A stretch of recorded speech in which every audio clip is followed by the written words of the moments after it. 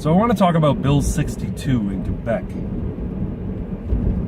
A couple people have come out and talked about it. GADSAD talked about it. I don't know if Jordan Peterson came out and talked about it.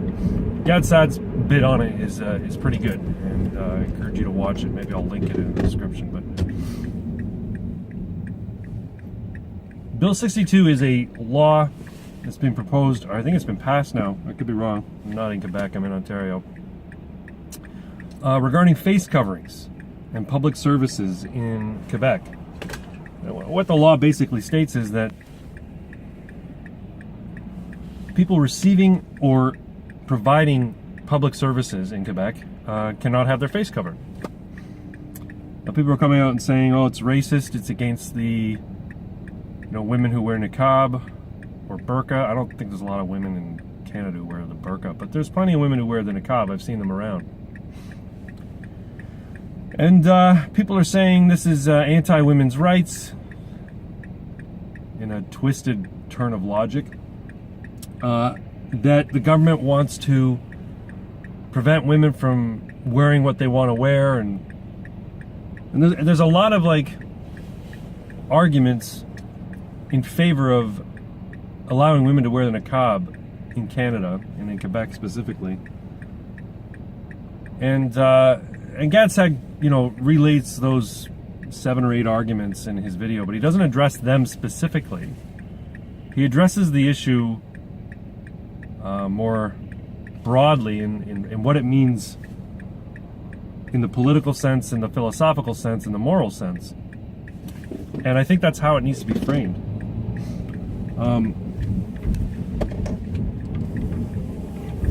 Canada is a secular society, and people have the right to practice their religion, except wherein their religion would negatively affect or impact the rights of others, or it would impact a sense of, I don't want to say social cohesion, but I guess that's the best term for it. Being in a secular society that's an open society, one of those hallmarks, or one of the things that make it a secular society is that, or an open society, is that we have the ability to interact with one another on sort of an even playing field. We have all our evolutionary adaptations at our disposal when we're dealing with people face to face, right? We can pick up on nonverbal cues based on body language, based on facial expression, and if a person's in public wearing the Niqab, they immediately put the other person at a disadvantage, right? I'm at a disadvantage if I'm interacting with you and 95% of your face is covered. All I can see is your eyes. What's more, I can't necessarily hear you very well because your mouth is muffled. And if a person is hard of hearing and they count on the ability to read lips when talking to people, they're at an even greater disadvantage. So the right to religion I understand, but there's an externality associated with the Niqab, right? And there are we shouldn't make concessions for specific people based on their religious persuasion or their religious beliefs. The law should be the law and it should apply to all people. If I had a store and you walked into it with your face covered, I'd tell you to get out. As a matter of fact, if I ever owned a store or an establishment that was open to the public, I would have a big sign right on the door saying no face coverings. I can't see you. I don't know who you are. I couldn't identify you if you decided to rip me off or hold me up. Covering your face, wearing a mask puts other people at a severe disadvantage in their regular interactions with you. So no, this law is not even.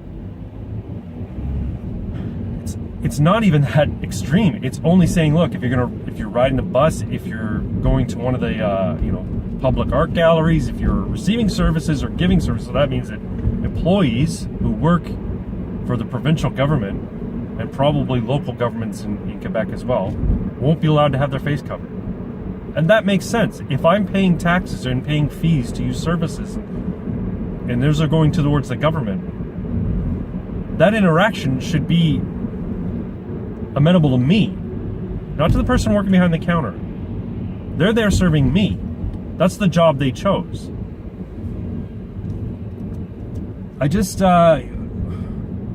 This also speaks to the whole M103 controversy, the fact that Islamophobia is sort of partitioned out in that motion, right?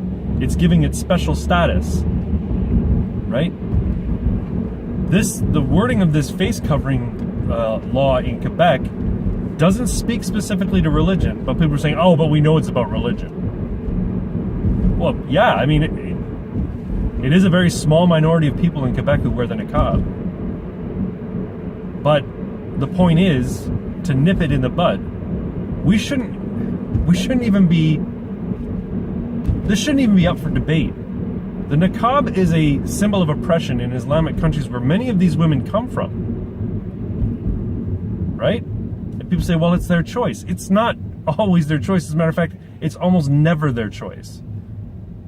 It's either coerced under threat of violence from a patriarchal member of the family, generally either a husband or a father,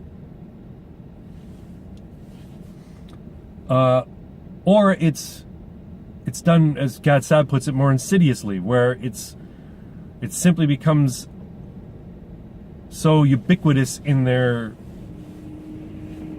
specific enclave that if they don't do it, they'll suffer, right? Anyway, when I hear people saying that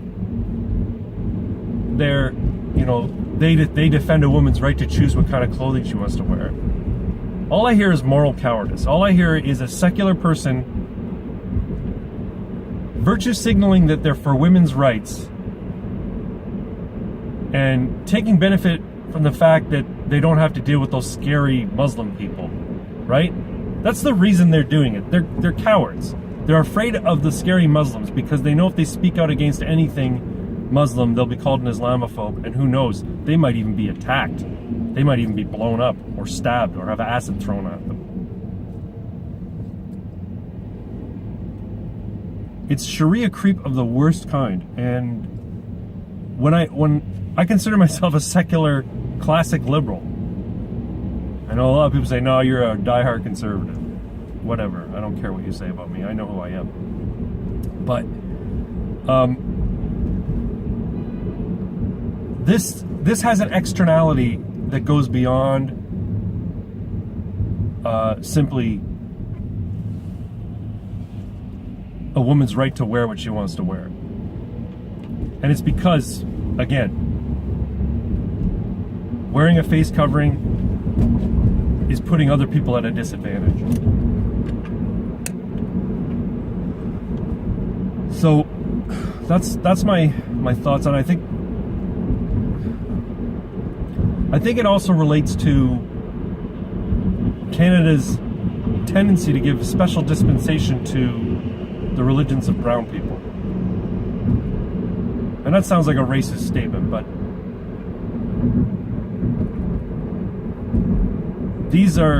there's a pattern here, right?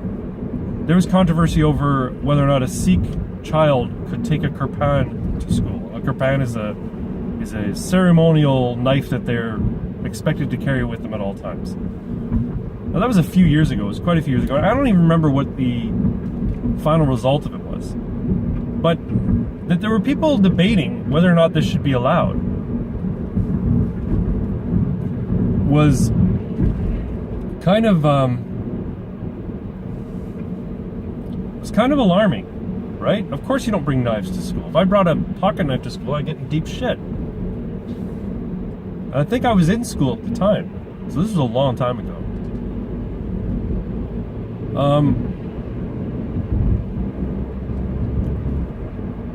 Allowing Sikhs to wear a modified uniform if they were part of the RCMP, that was another one.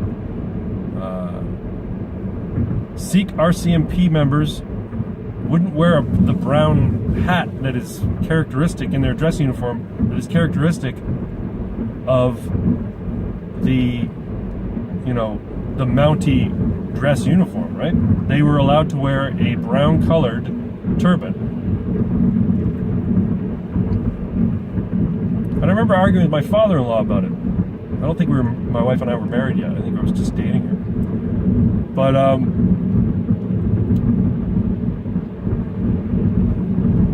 he was saying that it's, you know, the uniform is the uniform, and they should be forced to wear the uniform. They don't have a right to be in that job, and if they want that job, they need to make a choice.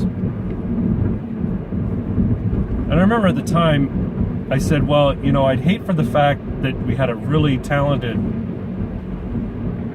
police professional being denied a job because of his religious practice. I think that's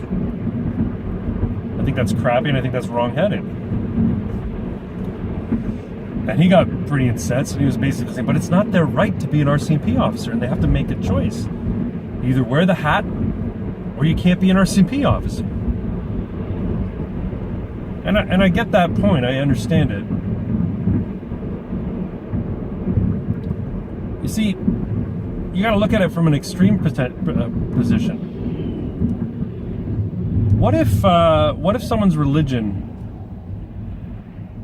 required them to walk around naked? What if your religion's dictated that your doctrine says you must go skyclad, which means walking around naked?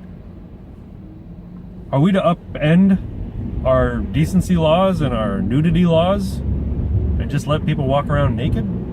What would that do for social fabric? What would that do for society to have a segment of the population walking around without any clothes on? Now in Canada it'd be pretty tough. It's cold here like 8 months of the year,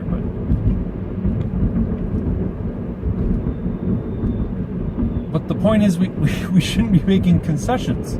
And that shouldn't even be written into law, right? But if a religious group identified with being naked as part of their religious practice, you know, 24/7,